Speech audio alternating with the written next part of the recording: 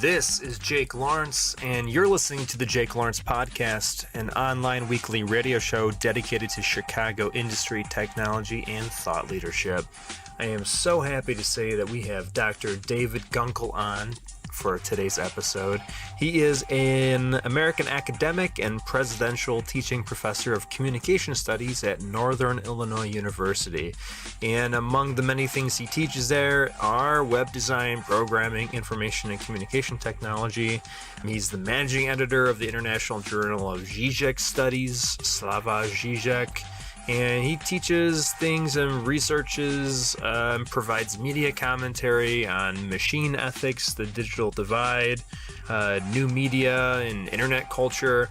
And today we really talked about his book, The Machine Question, Critical Perspectives on AI, Robots, and Ethics, which, according to the Wikipedia page, which examines whether or not intelligent and autonomous machines of our own making can be considered to have legitimate moral responsibilities and any legitimate claim to moral consideration.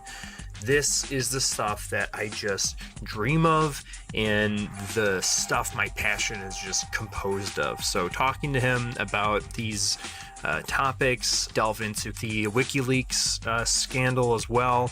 We talk a lot about robot rights and a slew of other topics. So I am 100% so excited to share this with everyone. This has been a great podcast, and I cannot wait to show it to you. So, no sponsors this week.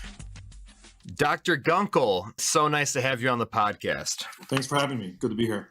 Oh, absolutely. Your works challenge your readers to think otherwise. And whether or not that's thinking otherwise on the looming moral landscape of AI and the robotics revolution, of which we are on the frontier of, or on what is to be original and what is to be derivative, or purely by deconstructing video games or virtual worlds as your upcoming book attempts to do. You're also the managing editor of a journal dedicated to the world's most flamboyant anti-capitalist philosopher, Slava Dziedzic. So you're doing a lot of things. You're a big thinker. But first, before we kind of delve into all those topics, can you kind of provide a background for the listeners and maybe lead us down a path from how you grew up to where you are now? Sure. When I was a high school student, it was one thing I wanted more than anything in the world, and that was to be an astronaut, which sounds kind of weird, but I grew up with the Apollo space program, and astronauts were our heroes, and so I sought out that as my career path, which is an interesting career path, no matter how you look at it. I procured a appointment to the U.S. Naval Academy in the interest of getting myself into the command module, and washed out of that program on a misdiagnosed heart murmur, and needed to sort of recoup and regenerate my career aspirations as a result of that failure.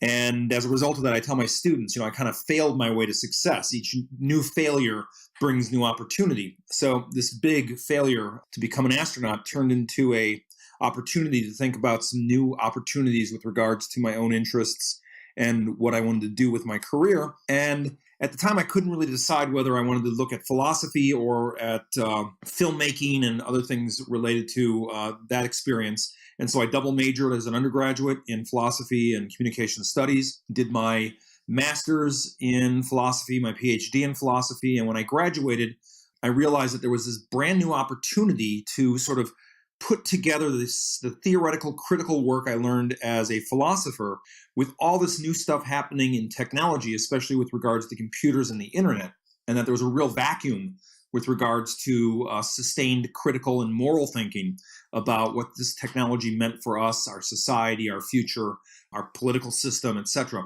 And sort of landed at the right moment, because at the time that I graduate with my PhD, the web is just introduced to the world. The internet is still something that is brand new, and we're just feeling our way around this new technology and the future that it's carving out for us.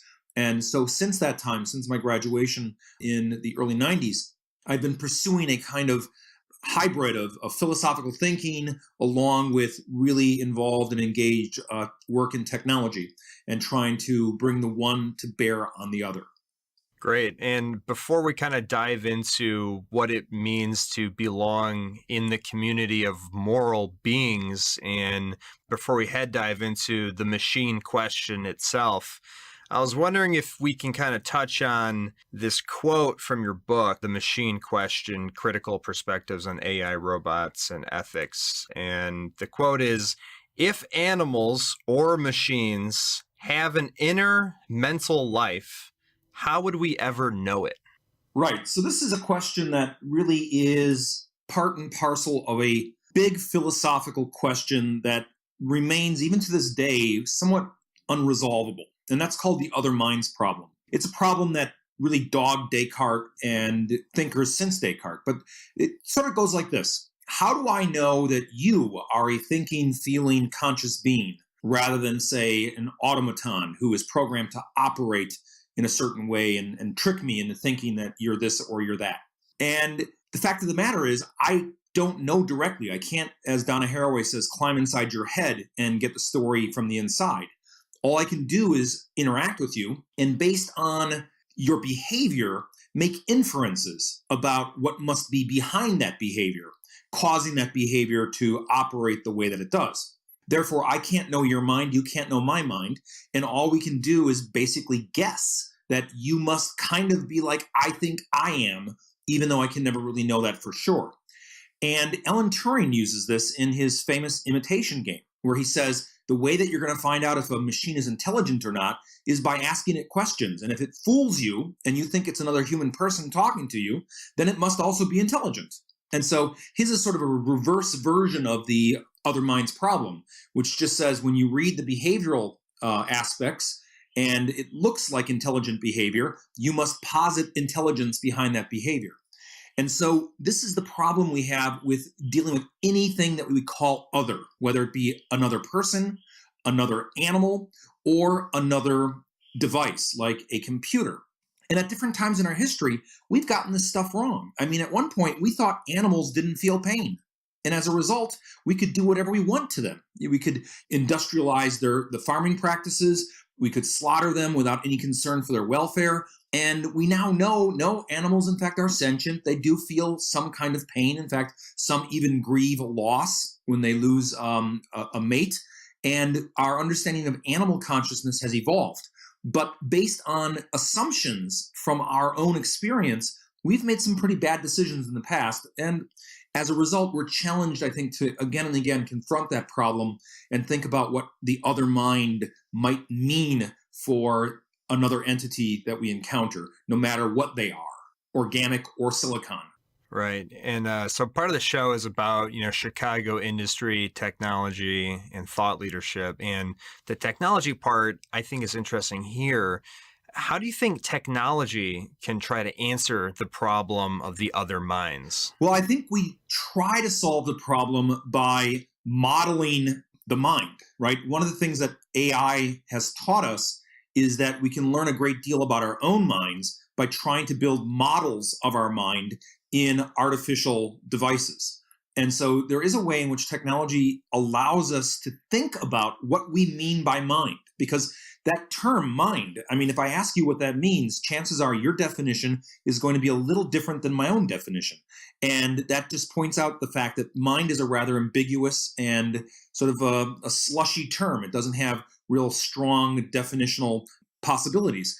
And as a result of that, one way we can gain some traction with this is to try to model the mind and see what's possible and what isn't possible in that process. So I think a lot of the work that happens now in technology of AI is really not just trying to make machines that think, but rather also learn something about what we think about thinking in the process. Yeah, I think we're going to get pretty deep into the AI and robotics revolution and the implications a little further in the conversation. But for now, your book, The Machine Question, Critical Perspectives on AI, Robots, and Ethics, left a lot of critics wanting a resolution to the problems that you discussed in the book. So whether or not your intention was, placed in the Socratic tradition, or it merely was just a map with descriptions of its topography, as Peter Denton said. Is it your intention to one day write a guidebook with answers rather than just a map? Right. So that is a really good question about the fact that the machine question is titled the machine question. In other words, the title isn't the machine answer, right? It's about raising a certain set of questions. And this really evolves out of a long tradition in the discipline of philosophy, which recognizes that learning to ask the right questions is part and parcel of the struggle. We first of all need to figure out what the right question is before we dive headlong into trying to resolve a question. And I think both Daniel Dennett and Slava Dziedzic have really good ways of articulating this. Dennett, for his part, says one of the things that he hates doing is going to cocktail parties. Because when people ask him what he does, he says, I'm a philosopher. And then their eyes glaze over and, they get all sort of crazy, because Dennett knows that philosophers are really bad at answers. We don't give answers. When you want an answer, you go to an engineer, because engineers are really good at seeking out and developing solutions to various problems. And Dennett says that's not what philosophers do. In fact, if you have a problem and you go to a philosopher, chances are the philosopher will say, oh, really? You think that's your problem? That's not your problem. Your problem is bigger. Your problem is this thing or that thing. And so philosophers have a way of sort of really making things worse, no matter what your concern is. Dziedzic says, following that part of the problem for us as human beings and as thinkers is that the challenge isn't just getting answers. The challenge is trying to figure out what are the right questions, because there not only are wrong and good responses, there's also wrong and good questions. And some questions are better than others. And as a result, the struggle for philosophers and the sort of critical work that we do is to try to figure out or articulate what are the questions we should be asking? What are the pertinent modes of inquiry that we should be pursuing? And what are the kinds of things we should be looking for? So the machine question is that project. It is an attempt to identify what are the questions, to articulate what modes of inquiry need to be pursued, and what kind of evidence will be important for us to weigh in the process. I am right now working on the sort of next step in that ongoing process. And this is going to be much more related to getting a resolution to those questions. So if the machine question raises the question, this next book, which I call Robot Rights, Thinking the Unthinkable, is actually going to try to pursue resolutions to those questions and propose some possible outcomes from those inquiries that we can use moving forward and apply to policy debates about robotics, apply to the rise of AI in all sectors of work and occupation, and to the impact on our society and culture as more and more machines take a role in shaping our world and making decisions that matter for individual human beings and our communities. Yeah, that's really interesting. I can't wait to read that book. Are you going to be, posting contributions by roboticists themselves, like Ronald Arkin?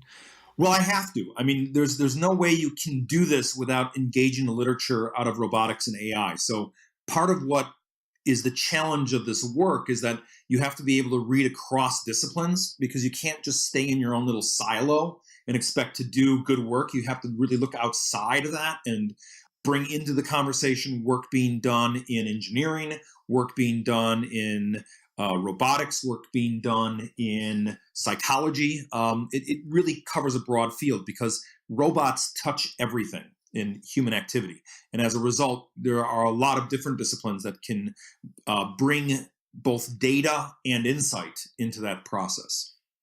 Great. Yeah, I want to table this specific topic. I do want to bring back Ronald Arkin in just a little bit. So I was talking to a millennial entrepreneur last night, and we were kind of talking about millennial skill sets that are really important for my generation and the generation that's coming, beyond.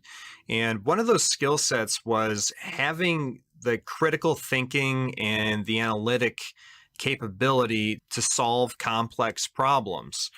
And as an educator, how do you prepare your students to be more well equipped with that capacity and with that skill set? Right. This is a really good question because I know as well as you and my students know that anything I teach you today, by the time you graduate, is going to be completely different.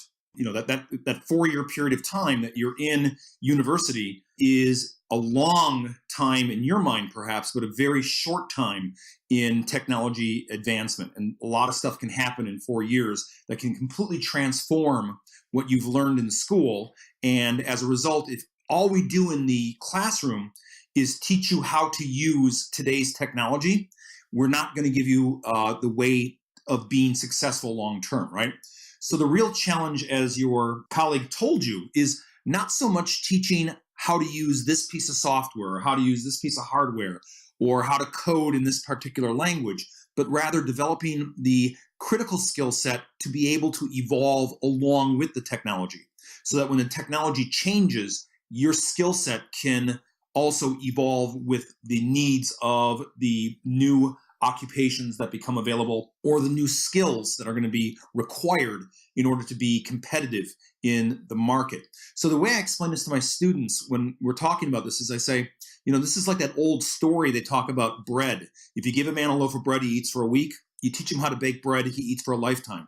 We want to teach our technologists to bake bread, right? We want them to be able to come in with a set of skills that can respond to things as they currently are, but at the same time be able to scale. So as the technology changes, as the opportunities evolve, they can adjust and they can respond in a way that will keep them successful for the length of their career. Yeah, well, I have the utmost respect for educators, and I wish you the best of luck because trying to keep up with that scaling as it becomes exponential, as it will, is going to be quite the challenge for educators and quite the challenge for millennials and for the generation that's coming up beyond me as well. it is a real challenge for educators because I can't go into a class using the notes from the previous semester, right? I mean, if you're teaching ancient Egyptian history, that might be possible. But in the field of technology, every class, every year is brand new. In fact, the topics are even brand new.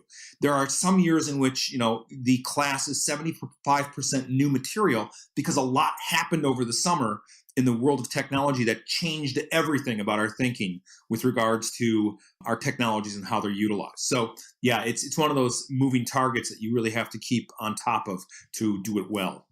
Yeah, well, again, best of luck. Thanks. So I kind of wanted to transition. I wanted to use a hyper-focused example of AI and robotics and the ethical concern around it before we kind of move into larger concepts. And the example I want to bring out is the use of battlefield robots and whether or not they are combatants or non-combatants, and, more specifically, if they are beholden, if they have any accountability or responsibility. And I know Ronald Arkin has proposed kind of a control architecture for battlefield robots that I think he's more positive, towards. He's more of an optimist.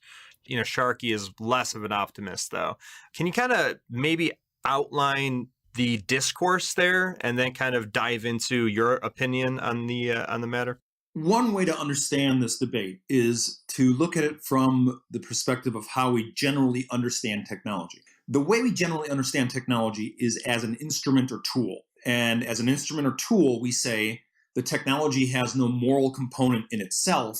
The moral component comes from how we utilize it. So a gun is neither good nor bad. It depends on how and who uses it for what purpose. So the NRA always says guns don't kill, people do, right?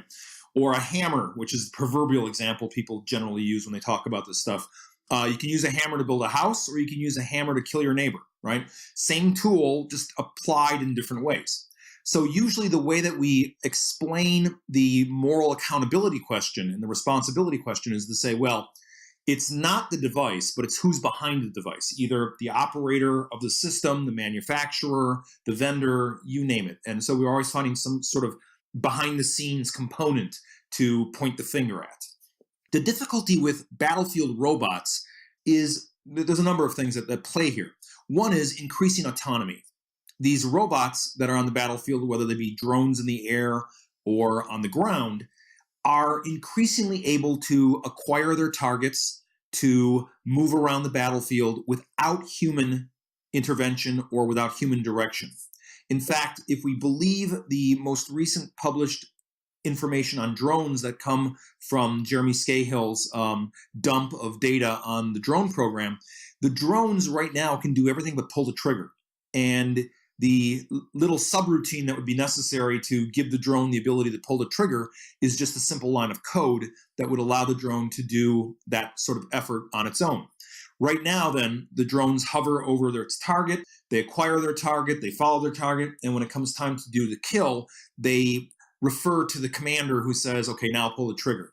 But obviously, you could automate all of that. And that last moment right now is the last point at which the human is, let's not say on the loop, but at least somewhere near the loop, if you want to put it that way, because they don't have the same kind of control that a lot of our industrial machines have had in the past.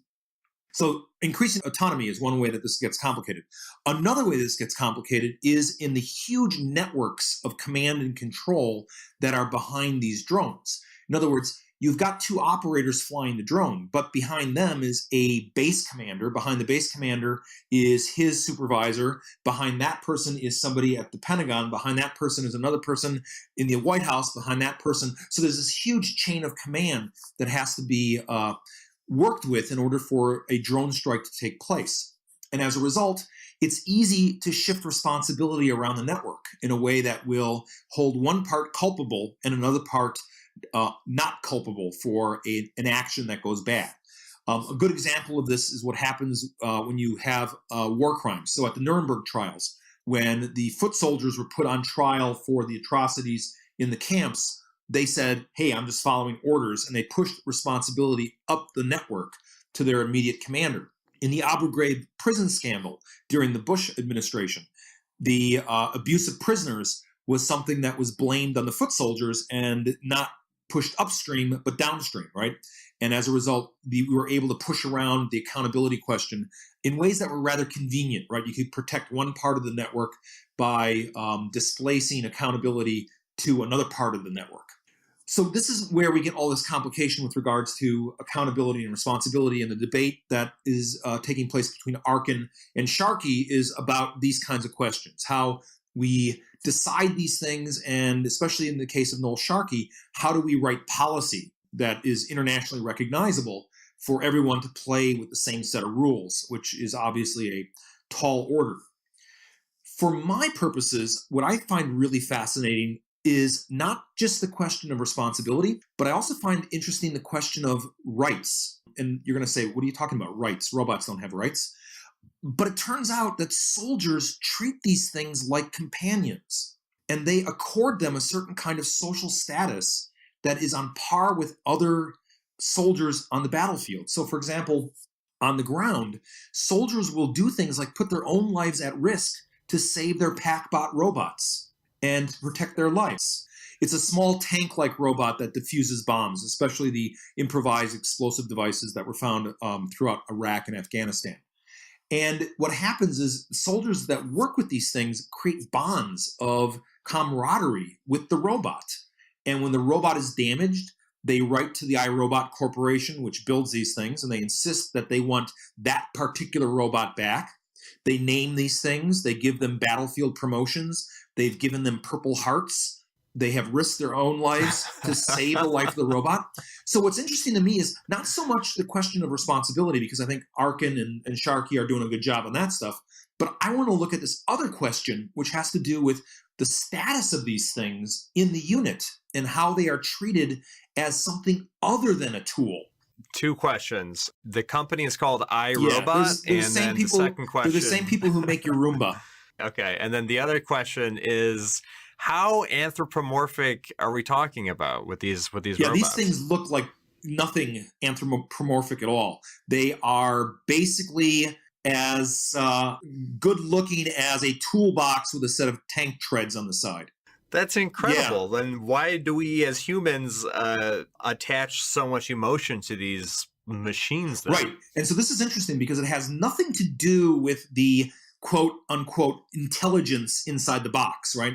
These things are not very intelligent devices at all. They're pretty, smart, but they're not intelligent by any means. And it has nothing to do with the way they look, because they look nothing like even a fuzzy Furby would look. It has to do with the social position they occupy within the unit.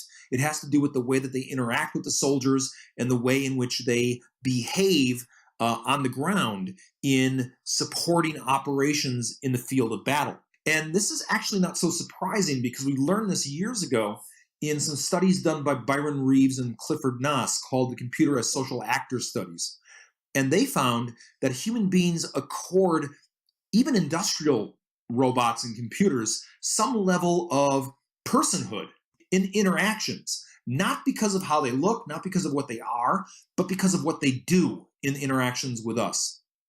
So that the subjects in their studies, even when they're told, hey, you're just talking to a computer, they still assume and project into the device certain human attributes that make them like these things, treat these things politely, interact with them in a way that's very similar to the way that they would interact with another human person. Yeah, that's crazy. I think this might be a good point to pause and then to talk about what it means to be human and how has the notion of being human changed throughout the years. And I'll just pause here and I want to bring out Marshall McLuhan's Understanding Media, the kind of classic book, right, from the 70s. And the opening line for the introduction, I've always loved it. And it says, after 3,000 years of explosion, by means of fragmentary and mechanical technologies, the Western world is imploding. So I kind of wanted to ask you, what did it mean to be human, and how does it mean to be human today? Yes, this is good because turns out that our definition of human is also a moving target.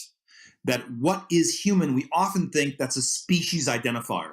And as a species identifier, it must be somehow a very rigorous scientific concept. And if you are human being, you are, Homo sapien, there's a certain sort of identification there that's scientific and that applies across the board. The fact of the matter is that what is human and what is not human has been evolving over time. And at various points in our history, we have excluded from the community of human all kinds of things that would be very disturbing from our current perspective in the 21st century. So at one point in time, human was completely limited to white males. And as a result of that, white females were considered, property, so that the white male's wife was his property. His children were property. He could sell his children into slavery, should he want to. They were like any other form of property, like your car. You can sell your car and you don't feel bad about it. Well, at one point, your women, your children, your animals were all property. And you as a white male could do whatever you wanted with them because only you were considered a moral agent. Only you were considered human. Even in the 20th century, we still see a lot of this going on. In some cultures, even today, women are considered somehow less than human, less than fully human. Even in the United States, our Constitution still has written into it the 3/5 clause, which says that there might be a kind of object that is 3/5 of a person, a slave. These things don't go away very easily or very quickly. And we have slowly but surely been opening up the ranks of human to include others, but we've not been very good about being complete. And as a result, there are still a lot of things that are left out of the mix. For example, from where we sit right now, is a person on life support in a vegetative state a full person or not? Is a fetus a person? There are huge debates about these things currently going on, and it has to do with how we define what is human. And as a result, this definition, as you can see, is a bit slippery and is not as scientific as we think it is. How does moral agency kind of play into this definition of being human? Traditionally, then, when you're able to draw the line and say everyone on this side of the line is a human, everyone on that side of the line is something else, you can assign both agency and patiency to one set and exclude it from the other set. So when you can decide who is in the club, then you're able to decide who's responsible and who's not. So from one perspective, according to Roman law, if your slave did something wrong, you were culpable for your slave's wrongdoing. And you could be punished because your slave was a tool, and it was defined not as another human being, but as a mere instrument that you own and that you are responsible for using properly or improperly. Or in the Middle Ages, if your ox went over and destroyed some, property, then you were culpable, right? Or is it the other way around back then? I forget. Well, it depends. I mean, there were some moments in the Middle Ages where they tried to actually try animals for various moral infractions, which from our perspective seems kind of crazy, but they may have had a little more of an open mind when it came to the agency of animals. So I'm just getting the idea that human is not one of these things that is a solidified concept. It is a concept that has changed, and often changed with regards to political pressure, socioeconomic pressure, and not everybody who we consider today to be human was always considered human. Yeah, okay. So this is kind of bringing us closer and closer then to the machine question, at least, or to a larger question that I want to bring up. And it's in the community then of moral beings, creatures who have moral agency, right? So like that's kind of how I assign it. So the community of all moral beings are equal to creatures who have moral agency. Is that even correct? Traditionally, yes, but increasingly, no. And I'll give you a good example why. Historically speaking, this was the way that we figured out who was a moral subject. If they were an agent, then they were due respect and they were held accountable and responsible for their actions. Since the mid-1970s, when Peter Singer began working on animal rights and Tom Regan joined in, we realized that we have to separate moral agency from moral patiency. Agency just means you can act in a moral way. Patiency means that you can be a receiver of action that is either morally correct or incorrect. And we don't hold animals generally responsible for their actions because they're usually, considered to be acting on instinct. But we do respect their life and their sentience by not harming them or being cruel to them. Not because they're agents, but because they're moral patients, that they have a certain set of rights that have to be respected. So since the late 20th century, we've been really looking at the question of moral standing from two perspectives. One is the perspective of moral agency. The other is the perspective of moral patiency. And we have begun, I think, to be a little more open to the fact that we have in our world entities that can be moral patients, but are not necessarily moral agents. Okay, and then I guess the obvious follow-up to that is, do you think robots, even if they lack moral agency, then can they have a claim to be moral patients? Yeah, so this is good. Let's do both the agency part of it and the patiency part of it, because they're both really important. So robots are artificial, right? They're artificial entities. And you say, well, how could an artificial entity ever be considered a moral person in our legal system, in our moral codes, whatever the case is? And the fact is, we already live in a world in which artificial entities have moral personhood and legal personhood. And those things are the corporation, right? Corporations, in the contemporary way of thinking about them and of positioning them within our laws, situate the corporation as a person.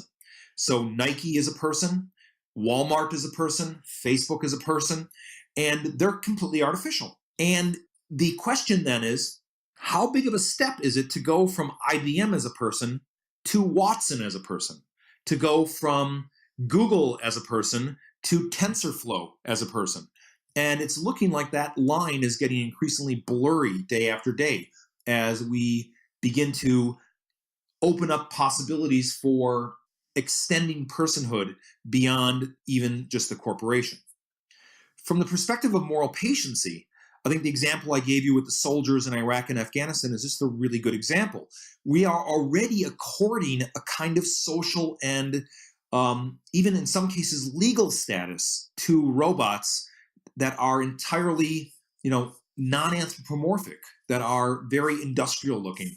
And that has to do not so much with the capabilities of the mechanism, but with the way that we relate to it in very real, boots on the ground experiences from day to day. You can bet as soon as we get domestic robots in the home, people are going to start to like these things. There's been some work done by Kate Darling, who has had kids work with her, and she will ask them to hold a gerbil upside down and then, see how long they can do that, or hold a Barbie doll upside down, or hold a Furby upside down. And it turns out they'll hold a Barbie upside down for a very long period of time, but a gerbil and a Furby are almost indistinguishable. Why do you think that is? Well, it's because the Furby talks back. It pleads with you. When you hold the Furby upside down, it says, "That hurts. Turn me back." It talks to you. So I think, again, it's sort of the social component that plays a huge role here. We are social beings, and anything that engages us in social interaction pulls on our emotions in ways that we can't easily dismiss and that need to be taken into account. Sure. I want to use Haraway's words here because I think they might clear up some questions that might be percolating in the audience's mind. So talking about what it means to say that a machine has a presence that, quote unquote, demands recognition, caring, and a shared pain. I guess what would it even mean to feel the machine's presence or to even respect a machine? Right. So this notion of presence just really has to do with social presence. Does the object have a way of engaging us in a kind of social interactional relationship that has a presence of being an other kind of creature, whatever that might be? And there are gradations. There's different degrees of presence that can happen based on the way these things interact with us and the way that they're placed in our environment. So, for example, Siri has a fairly low social presence. And it probably is because Siri is faceless and is just a voice. But the voice does create a kind of presence, much more so than your Google search does on your keyboard, right? What you see on the screen sometimes in a Google search is nowhere near as present as a Siri responded search because of the spoken component. And I think what is happening currently is we're experimenting with different ways of working with and modeling the experience of presence. So the next generation of speech dialogue systems, which is what Siri is a sort of version of, is to move away from just the voice and have a object that can also move and look at us. So Cynthia Brazil and her company are making this thing called Jibo. And Jibo is like Siri on steroids. It talks to you, it takes your commands, it does your searches, it is, an interactional partner. Except unlike Siri, Jibo has a big cycloptic eye, and it can look at you, and it turns its head, and it cocks its head when it's listening to you, and it does, very simple movements, but the movement increases the social presence of that object in a way that makes it very distinct from what we recognize with a sort of disembodied voice that we get with a object like Siri. That's absolutely terrifying. Oh, you can bet. I mean, I've shown the promotional video to my students, and depending on the mix of students, it's, like a 50-50, 60-40 thing, but half of them are really excited about Jibo. They want one right now. The other half are terrified to death because they see this as the impending robot invasion. I'd probably buy one. All right, so in the interest of time, I need to bring up Ray Kurzweil. And Ray Kurzweil, if my audience doesn't know, is an American author, computer scientist, inventor, and he's most famous for being a futurist. And he has coined the term, well, he didn't coin the term, but the technological singularity. And what that is, the singularity means that all of the AI, all of the computers are going to become conscious in some way. And there's going to be an explosive growth in its superhuman AI, and it's going to be connected in some insane way. And that was probably a very poor job at explaining what the singularity is. But let me follow up in saying that Kurzweil is known for his predictions. He's kind of a modern day Nostradamus. And I guess his past predictions, he predicted that Garry Kasparov would be defeated by IBM's Deep Blue. He claims to have correctly foreseen that the preferred mode of internet access would inevitably be through wireless systems. Did a couple of other predictions, but his other predictions, at least the future predictions, point the singularity to be in the 2030s or the 2040s. He says that a machine will pass the Turing test by 2029, and that around 2045, the pace of change will be so astonishingly quick that we won't be able to keep up unless we enhance our own intelligence by merging with the intelligent machines we are creating. So he is a transhumanist as well. So I guess what I'm trying to say is, where does he fall into your spectrum of thinking in this realm, Dr. Gunkel? Sure. So let me play the role of educator just for 1 second, and then we'll answer the question directly. The singularity concept we often attribute to Kurzweil because he's the guy who really popularized this whole idea. But it really goes back to a guy named Stanislav Ulam, who wrote an obituary of John von Neumann back in 1958, in which really the concept of the singularity first bubbles to the surface. And he was using it at that time to talk about the increasing capacity and ability of computing power, and saying at some point in the future we might reach a point of no return, at which we've accelerated our computing power to such an extent that we can never go back, that we've tipped the scale and the machine can outthink us in all ways, shapes, and forms. And Kurzweil really gets this idea from Stanislav Ulam through Werner Ving, the science fiction writer, who I think was one of the first people to utilize this term more widely. And you're right about Kurzweil. He's been uncannily correct in a lot of his predictions, about 80% or better, which is good odds if you're making predictions. And he has predicted by 2040 that we will be at the moment of singularity. Now, the question is, how accurate could this be? Are we really looking at this apocalyptic moment where the machines will take over and we have no recourse but to become machines ourselves? It's one of those ongoing debates, and depending on who you talk to, you get one answer or the other, but it's a huge polarizing kind of topic. One thing I'll say about Kurzweil's predictions, every prediction he's made up to this point has been on small, restricted, particular things, like a chess game or a mode of accessing your network. The singularity prediction is huge, right? It's a giant, almost theological prediction because it has to do with really altering the entire way we think about the world we live in and who we are. And as a result, I have some hesitations to go fully in the direction of his prediction for the singularity. At the same time, I think the singularity, irrespective of how true or accurate the prediction is, it opens up some really good space for us to think about ourselves and our place in the universe, because the singularity is not just a sort of technological hurdle to cross or a technological objective to achieve, but it's also a thought experiment in which we can think through a lot of ideas having to do with the way that we conceive of ourselves, our own status in the universe, and what it means with regards to the rest of the entities that we share the world with or the universe with. So I think there's a way in which the singularity, irrespective of how it plays out in the future, is a really useful tool for engaging in some really strong, probing kinds of philosophy about ourselves and our universe. That's exactly the way that I would want a good educator to talk about the subject. The other thing about Kurzweil that I'll just bring up quickly is his three main revolutions that he thinks about are nanotechnology, biotechnology, and robotic technologies. And the other aspect to There's going to be a technological singularity, he predicts. He also predicts radical life extension and people living to be hundreds of years old. Yeah, I guess maybe take it with a grain of salt, but also use it as a thought experiment, just like you said, Dr. Gunkel. Well, and he himself is sort of doing, for lack of a better description, sort of self-experimentation on life extension.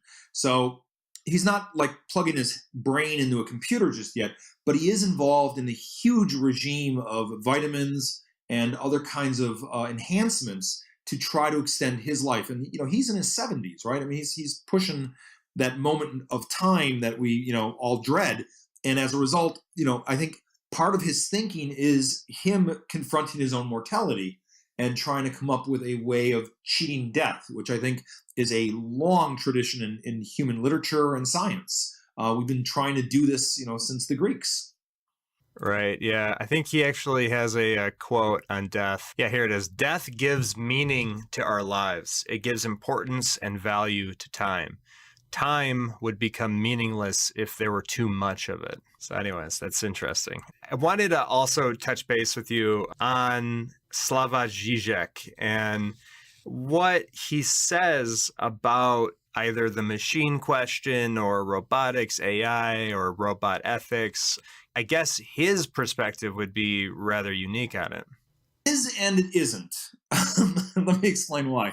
It is insofar as his own writings, I think, open up some really good avenues to pursue.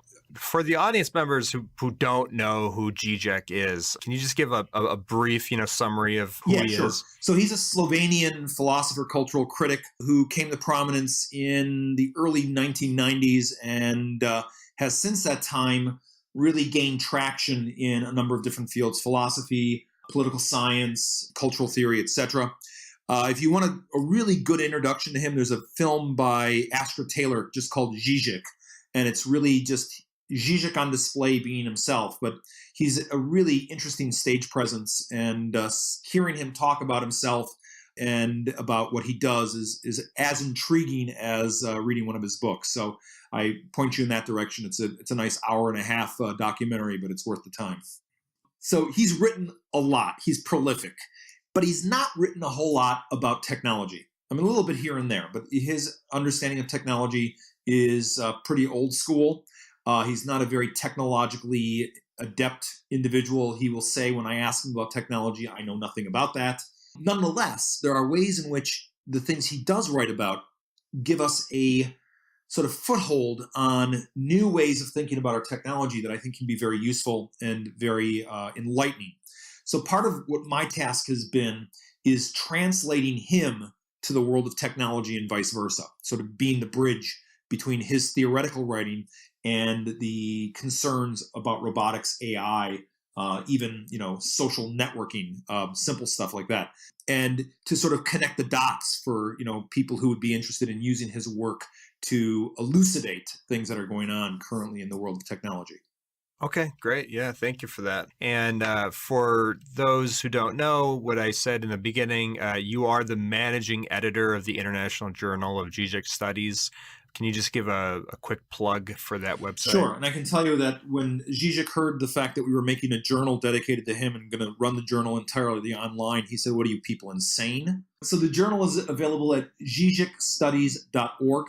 It's an entire online, open source, open access site, so you don't pay for anything. It's all freely available, and we have a readership right now in about the 12,000 range, globally speaking, which for an academic journal is pretty good. Good, yeah, and that's a Zizek,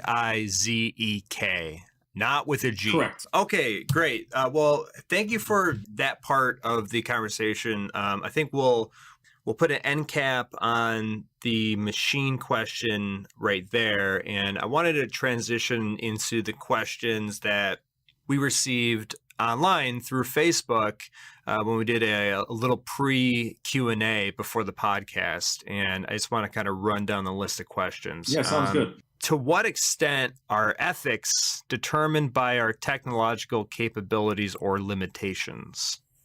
Yeah, it's a good question, because we oftentimes think of ethics as being in one realm of our endeavor, and technology being in another realm, technology being connected to engineering, ethics being connected to philosophy. So, in that CP Snow way of thinking about things from two different worlds, right?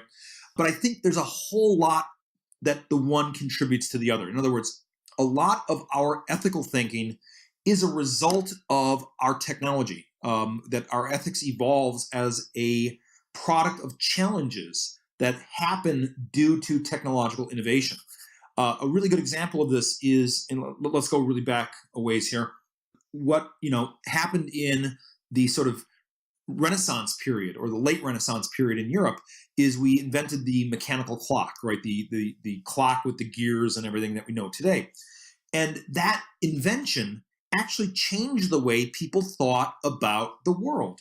In other words, at the time the clock is invented, Newton is beginning to do his work in physics. And how does he talk about the physical universe? He talks about it as a giant watch, as a clock that was put in motion by the creator and now has these laws which keep everything running smoothly.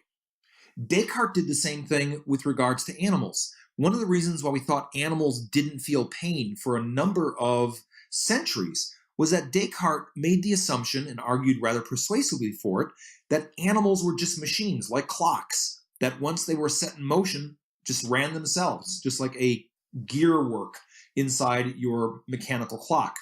And as a result of that, they could behave in various ways, but not ever, be due moral respect or anything like rights, as we talk about today.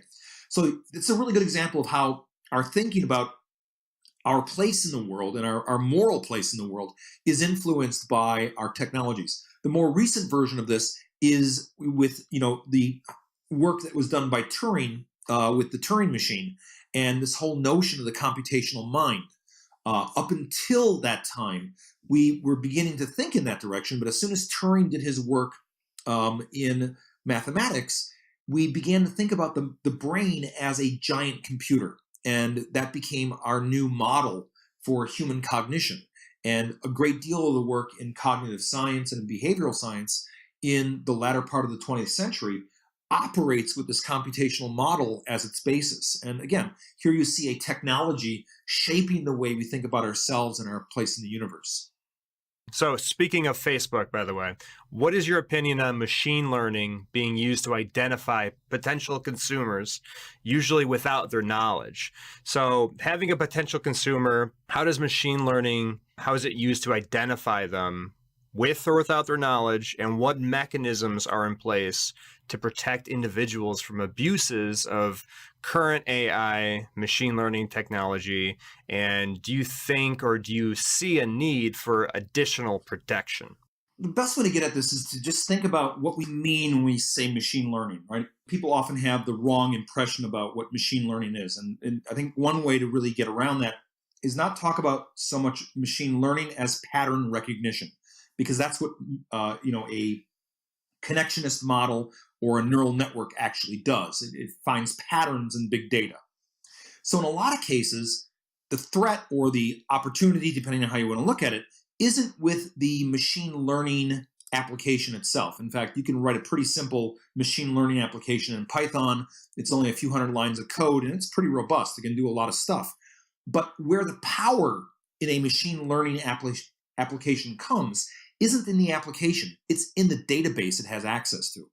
So machine learning is only powerful when you connect it to big data, because that's where the pattern exists. And so the question about protections and abuses has to do with how that database is owned, operationalized, and protected or not. And the difficulty right now is the law grants to anybody who assembles the database property rights over the database. So Facebook has incredible loads of data at its fingertips. And why? Because we give it to them for free. We feed Facebook all this data about our likes, our dislikes, photos of our pets, photos of our friends, you name it. And as a result, Facebook has accumulated this massive database that they can unleash their machine learning algorithm on and be able to generate all kinds of interesting results as a product.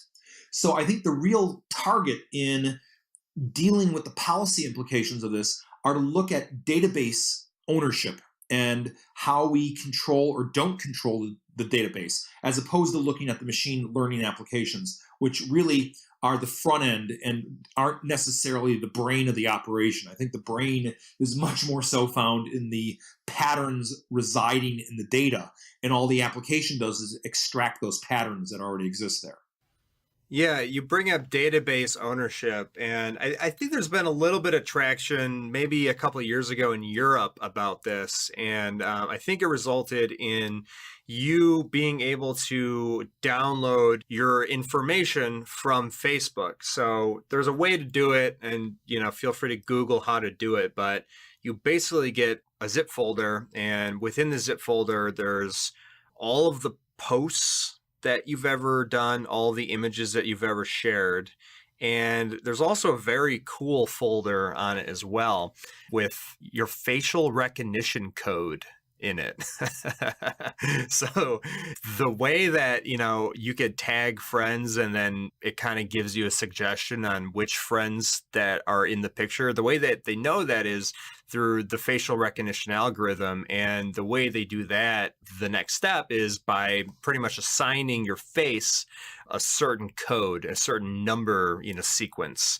So that was kind of a shock to me to see that my face, me, my personhood was reduced to a line of 20 numbers. Right. And what's interesting is their facial recognition algorithm is apparently, at least as they report it, better than what you and I are able to do with our human capabilities, which is pretty impressive.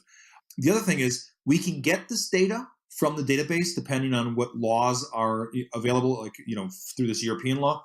The problem is, however, you can't make any alterations to it, nor can you control how they use it. All you can do is see what they have. And so, it's sort of impotent knowledge because you can know what's there, but you can't control how it's utilized. Yeah, impressive. Okay, does AI/machine learning have the capacity to displace white-collar workers? And the way that robotics and automation has displaced blue-collar workers? And what should young people do to stay relevant to an economy that is increasingly dependent on this technology? I think we kind of touched on that a little bit before. Right. So if we go back to this idea that machine learning is really about pattern recognition in big data, it does turn out that a lot of white-collar jobs are pattern recognition jobs. We apply a certain set of rules to a certain set of data and get some results and report those results to the client or to the customer, whatever the case is. As a result, a lot of things that were really good paying white collar jobs are on the line. For example, in the legal profession, at one point when you had a lawsuit, especially a corporate lawsuit, you had to do what's called discovery.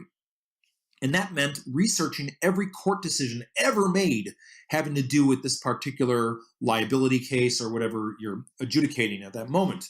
Now, all that's done through what's called e-discovery, in which an algorithm goes out and searches all the LexisNexis data and extracts this information without any human intervention whatsoever. We see the same in the realm of journalism. Both Automated Insights in Durham, North Carolina, and Narrative Science in Chicago have programs that can automate story writing, and they can generate publishable stories from data that they gather from any database that they have access to. So they started with doing sports reporting, but they can also do political reporting. They can do anything but investigative reporting from this point in time.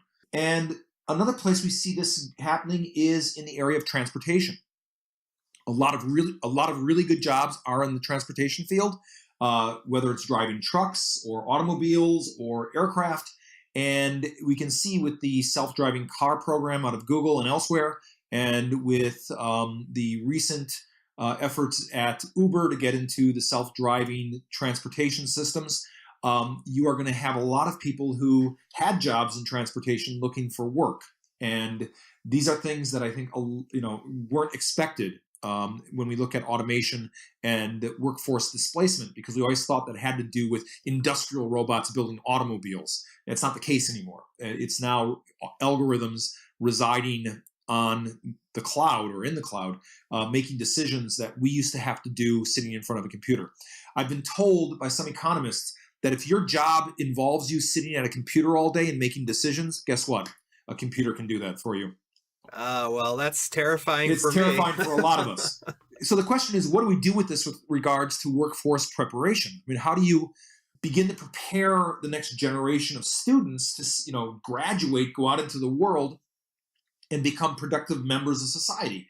And, it's getting to be one of those questions that is pressing, because if the jobs aren't there, the question is, what are we preparing students to do? What possibilities are there for human beings? A good way to put the question is, what are human beings good for? If we're not good for doing these jobs, what's our point? What are we here for? And this is, a challenge not only to graduates, but it's also a challenge to universities and educators.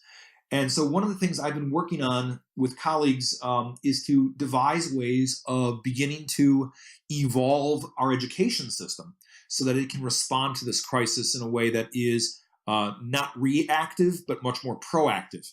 And that involves not only top-down updates in the university structure, but also classroom-level modifications that come up from the bottom that we can implement, with our students right now to make things work better for them as they get out of the university. So to give you an example of a sort of top-down update, a lot of the jobs that students get today don't exist yet.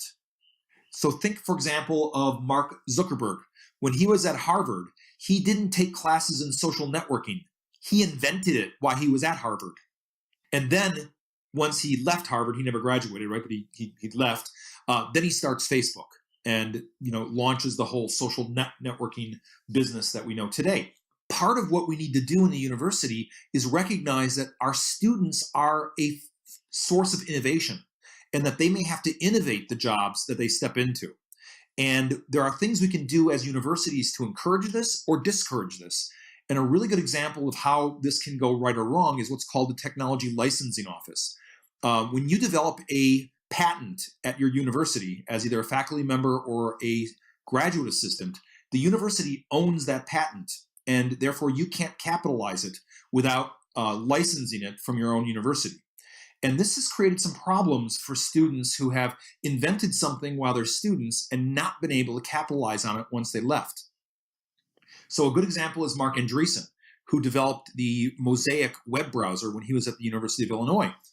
As soon as he left the University of Illinois, he starts Netscape, and he wants to use the Mosaic code to build the Netscape browser, and he can't because the University of Illinois won't license his own invention back to him.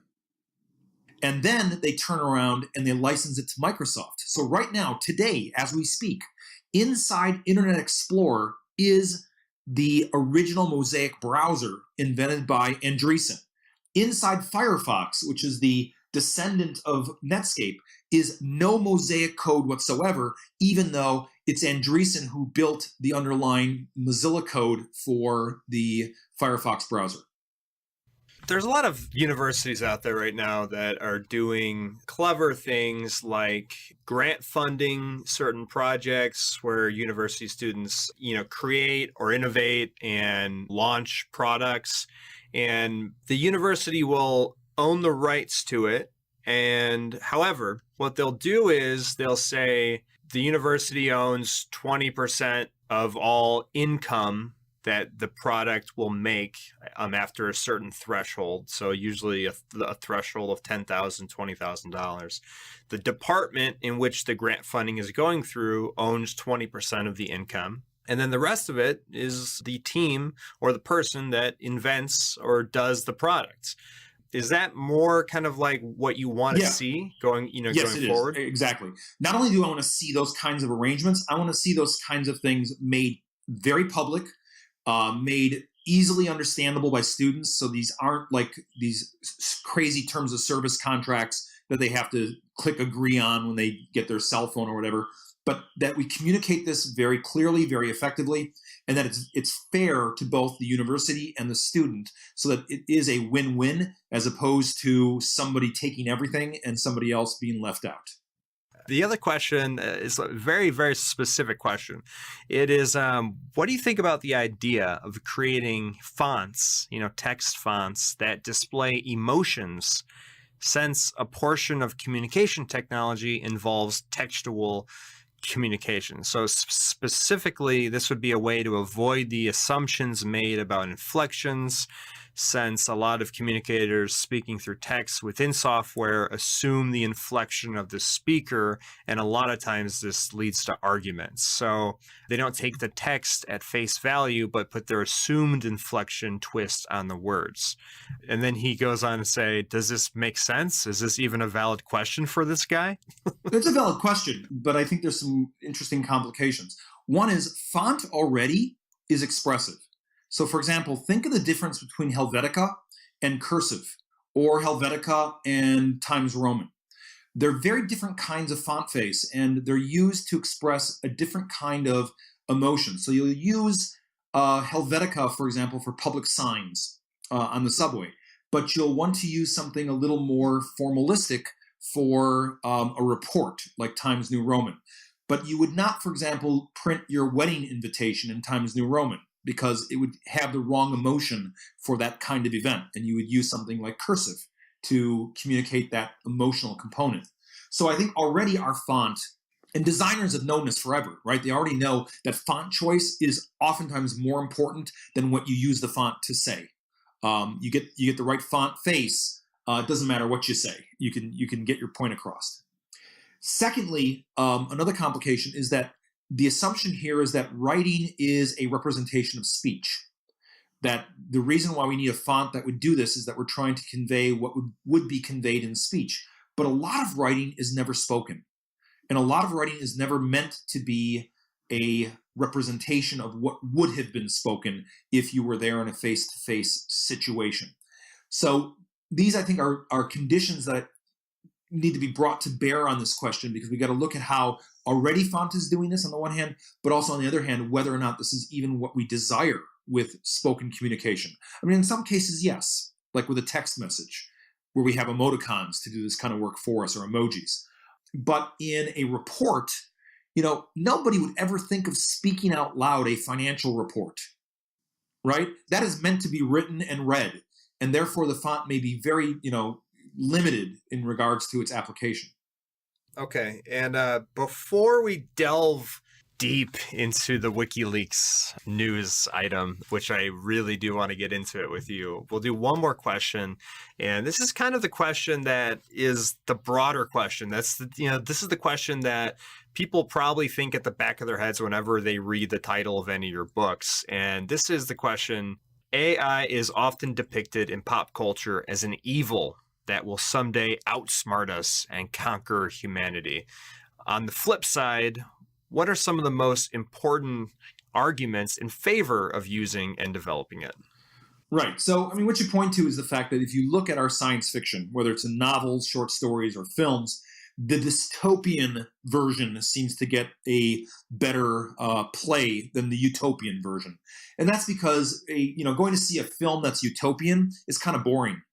When everything works out great and everybody's happy, it's not a very exciting film. When things go wrong, like in The Matrix, all kinds of really cool stuff happens. And therefore, you get a much more interesting experience as a piece of filmmaking or as a piece of fiction.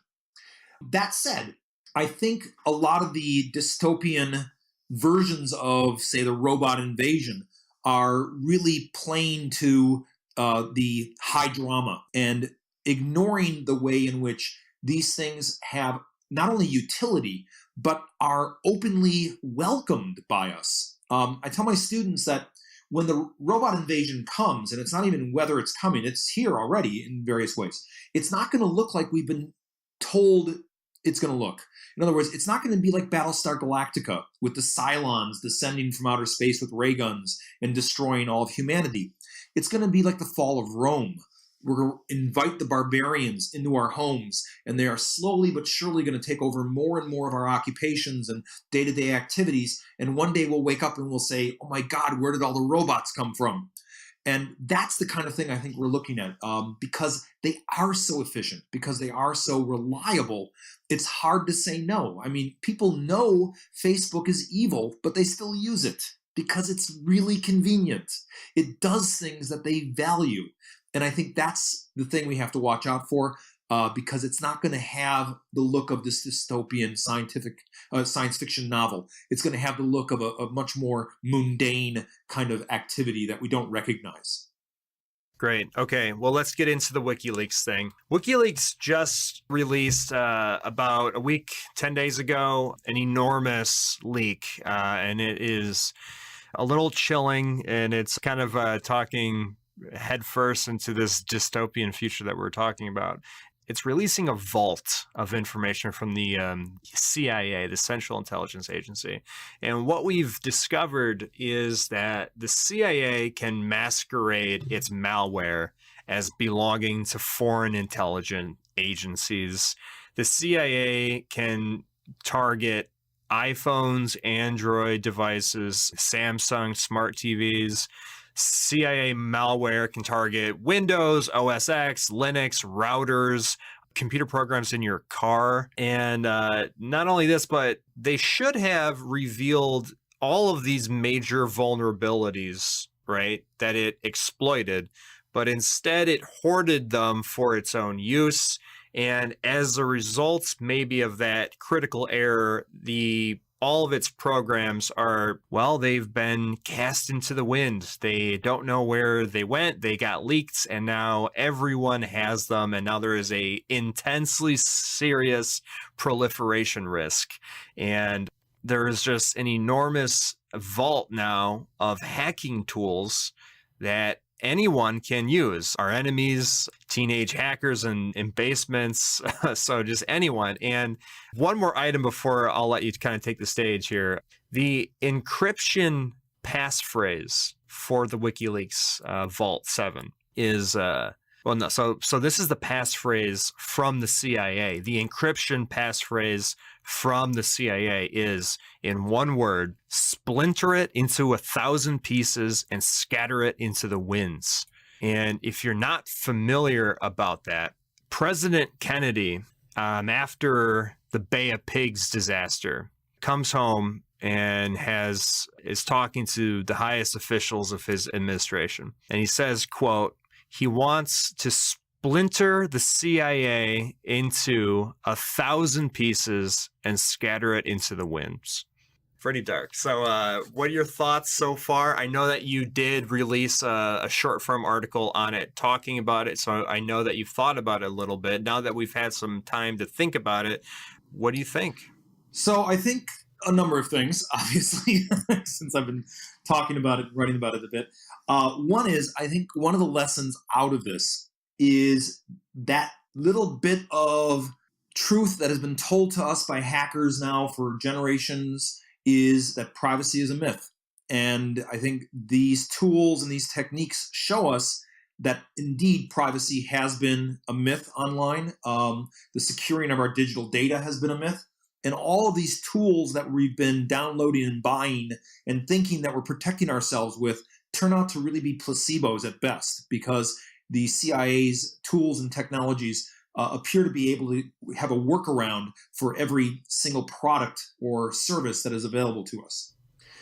Now, I just want to point out something very clear here, that there has been no evidence that the CIA can or has any workarounds around Tor, the private internet browser, or has any workarounds around Bitcoin itself. Right. So, there are some notable exclusions from what you're saying. But I think one of the problems there is that blockchain, of which Bitcoin is a part, falls into a different realm of operations for the CIA because it doesn't have to do with cyber surveillance. And therefore, they may already have other programs that weren't leaked. I'm just, not going to bank on anything, not to use a bad metaphor here, just yet. But you're right. I mean, both Tor and Bitcoin seem to have gotten out of this in a way that gives us some hope. But, all the good hackers I know tell me that if you want something to really be private, disconnect it. Any connected device is vulnerable. And I think the CIA leaked documents show us how vulnerable our connected devices really are. Another item that I think is really interesting from the leak of the CIA documents, and you pointed this out, is that as this stuff proliferates into not only foreign governments, but also into the private sector, this will, in the short run, I think, expose us to some rather difficult consequences because a lot of our data is already out there and is already available to be scraped and utilized in ways that we cannot control. And as a result, I do think that we will see in the short term some losses and maybe some catastrophic losses as a result of this. I think in the long term, this will lead to much better encryption, much better tools, but it's going to be a while before we're able to recover from this and really develop those things. But I think, something like Tor gives us a very good way of thinking about a possible future. And I, like anybody else who knows what they're doing, is using Tor. Yeah, absolutely. Kind of hilarious, but all of the CIA's hacking tools are unclassified and non-copyrighted, meaning that you could legally download them in most countries. Correct. Yeah, and I just want to say one more. Well, let me say a couple more things about this. We now know that every microphone and camera equipped device is hackable and remotely controllable. So when you see Mark Zuckerberg there's a famous picture of him and his personal laptop, and it's got the tape on the webcam. So he knows probably what's up. The other thing is they could hack cars now. They could hack car companies, and they've had that capability since that we know of because of these leaks since 2013. So they could remotely take over your car, which has some implications there for, assassinations. And I do not want to do this, and I don't want this podcast to be anywhere near the conspiracy theory realm, but I'm sure you're familiar with Michael Hastings, the famous journalist who was about to leak something big, and his car went into a tree at 100 miles per hour without any brakes. So anyways, it's huge. It has some huge implications, and I am not exactly sure where it's going to lead us in the next, couple months. Right, and apparently your microwave oven can be turned into a camera, so watch out for that too. Okay, great. We are going to go into the Lonely Island mode right now. I just want to thank you for bearing with me so far, Dr. Gunkel. It has been quite fun. So what I like to do with every guest is I like to put them on a lonely island, and you get to bring only a couple things with you. And the first is a book. So what would the one book that you would bring to this lonely island? What would it be? I think the one book would be Plato's Phaedrus, because it is the first place in the history of human thought where we grapple with all these questions about technology. In that book, the technology they're worried about are not computers, but the technology of writing. But I think everything that we're talking about today is played out in the Phaedrus from 2,500 years ago. Wow. Okay, cool. If you were to bring one musical record, what would it be? Yeah, we're going to have to go with the Sex Pistols, Never Mind the Bollocks, just because it was such an influential piece of music in my past. All right, sounds good. And if you were to bottle up one website and put it into your back pocket, what would it be? So I'm going to go with an odd choice, but I think it could be entertaining for people. I would take Wikipedia, just because even when it's wrong, it's fun. Even when it's wrong, it's fun. And one app that you could put in your back pocket. So I'm on a desert island, right? You're on a desert island, okay, man. It's got to be Google Map, because I got to find my way around that goddamn island. Okay, great. Well, hey, I just want to thank you so much, Dr. David Gunkel, coming on to the podcast. I do think very much so that your work and your education challenges us to think otherwise on looming ethical questions regarding our impending robot doom. And I think the questions that you're paving right now are the questions that we'll have to answer and grapple with in the coming years. And because of you, we'll have a better framework in which to operate under. That is my hope. I hope I can provide you that. We'll see how that plays out when the singularity takes over. And any lasting advice for, any of the students out there, any of the audience members who might be shaking in their pants right now? No, just to say that shaking in your pants is not a bad thing. It shows that you know what's valuable and that you're worried about something. But you have to transform the shaking in your pants into some activity in the world that makes a difference. So, fear is a beginning. It's not an endpoint. And you can always transform your fear into some sort of positive action. And that would be my hope, that everyone would be able to do that.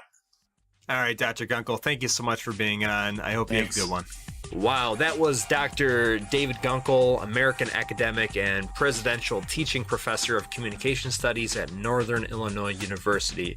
Wow, that was just ridiculously amazing. What an amazing conversation we had about the machine question, if robots have legitimate claims to moral considerations, the digital revolution. We talked about Dziedzic, we talked about Kurzweil, we talked about robot rights.